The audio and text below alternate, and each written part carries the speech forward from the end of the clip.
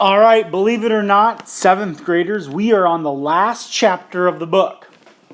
Chapter 10, Section 1. We're going to talk about one last kind of function, and that is graphing square root functions. Now, real quickly, let's go over and review all the types of functions we've graphed. So I'm just going to make a very, very rough graph. Linear functions. They're in the form of y equals mx plus b. Quadratic functions. They're in the form y equals ax squared plus bx plus c. Next is absolute value function. They are in the form y equals absolute value of x minus a plus b. Now remember, a tells you to go left or right, b tells you to go up or down. Exponential. Exponential tells you to go up, or you can go, that's exponential growth, or you can do exponential decay. And that's in the form y equals ab to the x. Now remember, if b is greater than 1, it's growth. If it's less than 1 but greater than 0, it's decay. And what we're going to talk about today is the last one, and that is a square root function. A square root function looks like that. And that's going to be in the form y equals the square root of x minus b, and then the plus c goes after. Now we've used h and k before, so like a and b, I believe we've used h and k. And the same is true here. A and b and h and k are interchangeable. So what are you going to learn? You're going to learn how to graph square root functions, how to compare square root functions using average rate of change, and solving real life problems. So let's start with our core concept. Drum roll, please. Core concept is going to be this.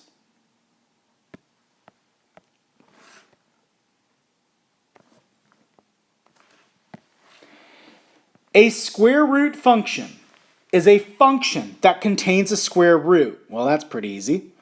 With the independent variable in the radicand. So notice right here we have the square root of x. X is in the radicand. The parent function for the family of square root functions is f of x equals root x. Now this is important. Actually, this is really important. Your parent function will always start at 0, 0. Always. And let's think about why. Because you can't take the square root of a negative. X has to be 0 or bigger. So therefore your domain has to be greater than or equal to 0. Now the range, let's think about this. To find the range, you don't have to use any kind of like theories or trying to look at the graph. All you have to do is plug in the lowest value of x. What's the first number that x can be? It can be 0, because that has to be greater than or equal to 0. So you plug in 0. What's the square root of 0? It's 0. So therefore your range also has to be greater than or equal to 0. So the value of the radicand in a square root function cannot be negative. We just talked about that. So the domain of a square root function includes x values for which the radicand is greater than or equal to 0. Underline that. Your radicand, the value underneath, must be greater than or equal to 0. So if we look at example 1, I want to know what the domain is going to be. So once again, you cannot get a negative number underneath the square root. So all you do is take what's underneath. So x minus 5, that whole value has to be greater than or equal to 0. All you have to do is set it greater than or equal to 0. We solve it. That means your x value has to be the set, or the domain is the set of all real numbers greater than or equal to 5. So let's just say it asks for your range. We're going to do that as well. The range, whoops, that's not the range. The range then is plugging in the lowest value of x. So what is the lowest value of x? It's 5, so we plug it in. 3 is greater than or equal to 5 minus 5, which is 0, times 3 or multiplied by 3, which is 0. So the range has to be greater than or equal to 0. In example 2, we want to graph this function. Now there are actually numerous ways that we can use to graph this, but we want to graph the function, the square root of x plus 3. Now before we go any further, let me just tell you by looking at it, what do you think the plus 3 is going to do to the graph? Take a guess. What do you think it's going to do? It's going to move your parent function up 3 spaces. So once again, it's going to move your parent function up 3 spaces. Now let's say you didn't know that. If you didn't know that, then what you would do is make a t-table. So I am actually getting a graph ready here. Here we go. So we're going to make a t-table.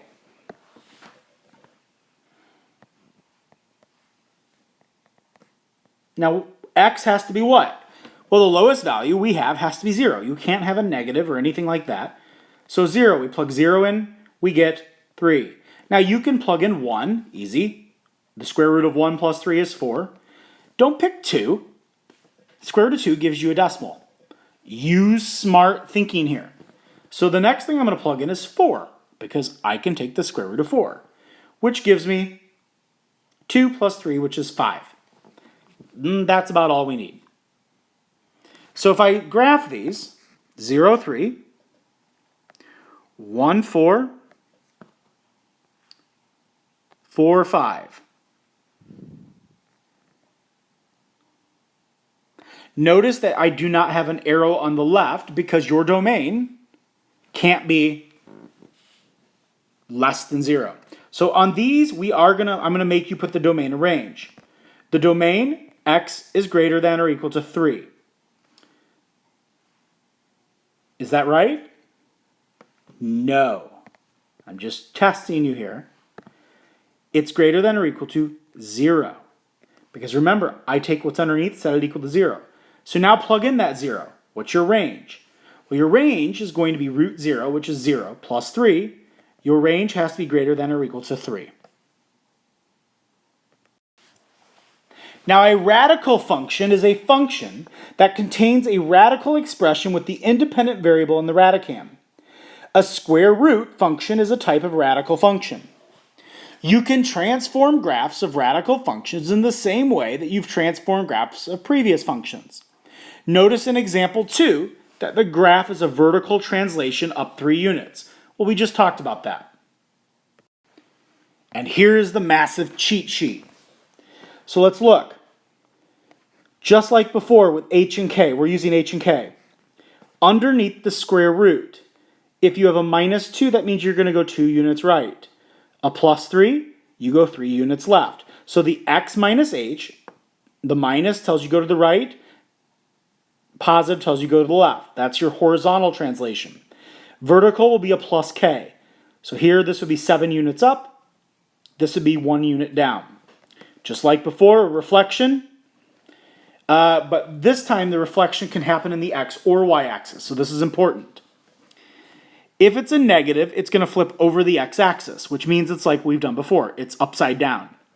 But if the negative is underneath, it's going to be a reflection in the y-axis.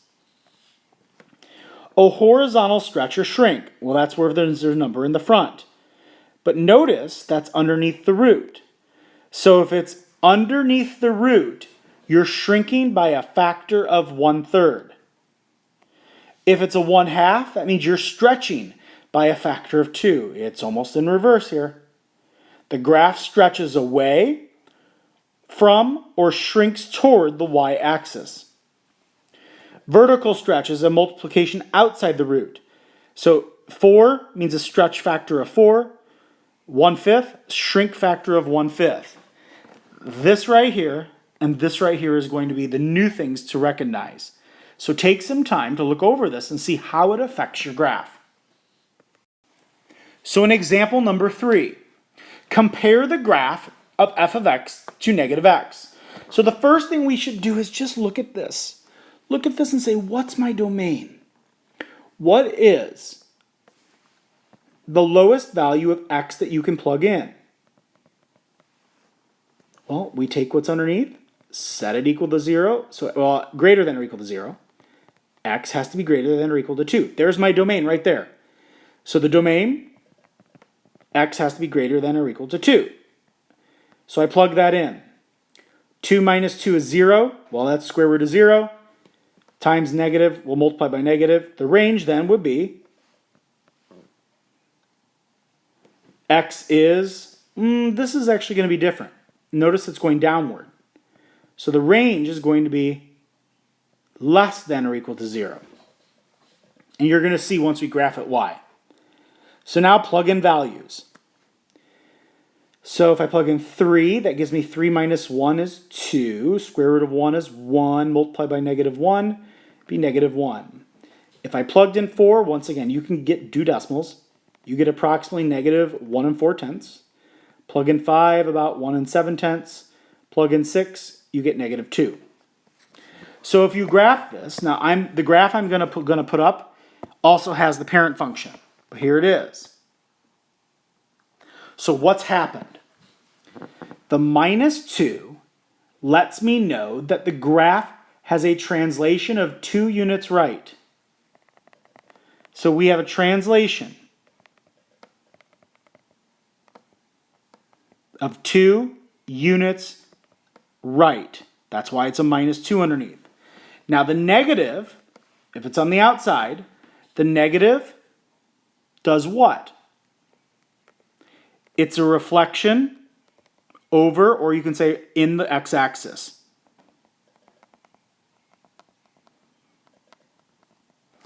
And there's your answer. Example 4, and here's your big function. Now, in what I told you at the beginning, it was a and b. Here it's h and k. Underneath tells you to go right or left. Plus k tells you to go up or down. So what do we know? Well, the negative 2 means that we have a reflection in the x-axis.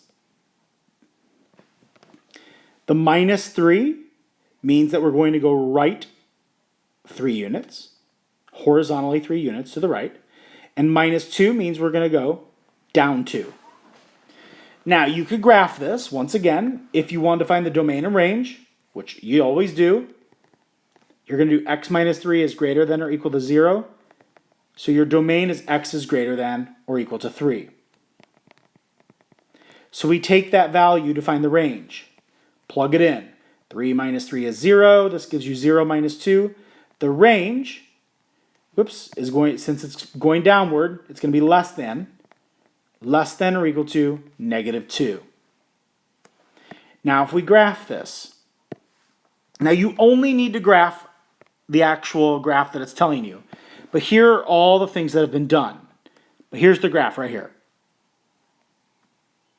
We can make a t-table, plug them in, and that's what you would get. Notice though, that first, we slid this over 3 to the right. That gives you the t.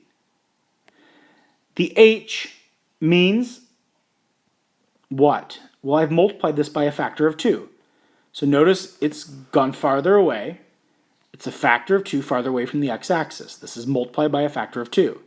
The negative reflects it across the x-axis, and the minus 2 moves everything down 2. And therefore, this solid blue line, g of x equals, is your function. Example 5. The model v of d equals the square root of 2gd represents velocity v in meters per second of a free-falling object on the moon, where g is the constant 1.6 meters per second squared, and d is the distance in meters of the object has fallen. The velocity of a free-falling object on Earth is shown in the graph. Compare the velocities by finding and interpreting their average rates of change. Average rates of change are just slope. So we're going to start with Earth. Wonderful Earth. So let's look. We want to go from D to 0 to 10 to 0. So we just need ordered pairs. All we do is look at our graph. This is so easy. It looks hard, but it's easy. At here, 0, 0, that's Earth. Where's 10? So we go to 10. We estimate this looks about like 14. And now we do the change in y divided by the change in x. So this gives you 1.4. So the average rate of change is 1.4 meters per second per meter. Meters per second per meter. You're like, what? It's right here, meters per second. And this is per meter. So meters per second per meter. Moon. 0, we plug it in. So when we plug it in, we have the square root of 2 multiplied by, well, g stays the same, so g is already 1.6. And this is where we plug in the 0. Well, 0 times all of that's just going to give us 0. If I plug in 10, let's see, 10 times 2 is 20 times 1.6 gives me root 32. So now I subtract change in y would be root 32 over change in x, which is 10. This gives you approximately 57 hundredths. Once again, meters per second per meter on the moon. So you would say as your answer, from 0 to 10 meters, the velocity of a free-falling object increases as an average rate, and you would write this out, of 1.4 meters per second per meter on Earth, and about 0.57 meters per second, or meter per second per meter on the moon. That is your comparison. Your comparison must have a written statement that explains that. So solving your real-life problem, our last example. The velocity v in meters per second of a tsunami can be modeled by this function, where x is the depth of water in meters. Use a graphing calculator to graph the function. At what depth does the velocity of the tsunami exceed 200 meters per second? We'll stop there. Well, the first thing you're going to do is plug it in your graphing calculator. You do, or Desmos. Here we go. This is what you get. You get something that looks like this. All you do is follow your little mouse or your little cursor button, or if you're on a graphing calculator, there's a trace button, and you just roll along this graph until you see where the tsunami exceeds 200 meters, because that's the velocity. So you see y, bam, right there. It's a little over 200, which means x is 4,082. So what does that mean? Well, it means the velocity exceeds 200 meters per second at a depth, so this is when it exceeds, at a depth of approximately 4,082 meters. B asks, what happens to the average rate of change of velocity as the water depth increases? Well, this is pretty easy. There's not much work to show here because you're not really doing any math. You're just looking at the graph. So just look at this. Average rates of change are just taking 2 points and finding the slope. Here we have a pretty high increasing slope. Still increasing, but it's getting less increasing. So what's happening as you go to the right? It's still increasing, but you would say this. The average rate of change of the velocity decreases. While it's still increasing, it's still going down. The velocity is decreasing as the water depth increases. So the water depth is still getting higher, but your slope, your average rate of change, is decreasing. So this could be like 8, then this is 4, then this is 3, then this is 1, or whatever. It continuously decreases.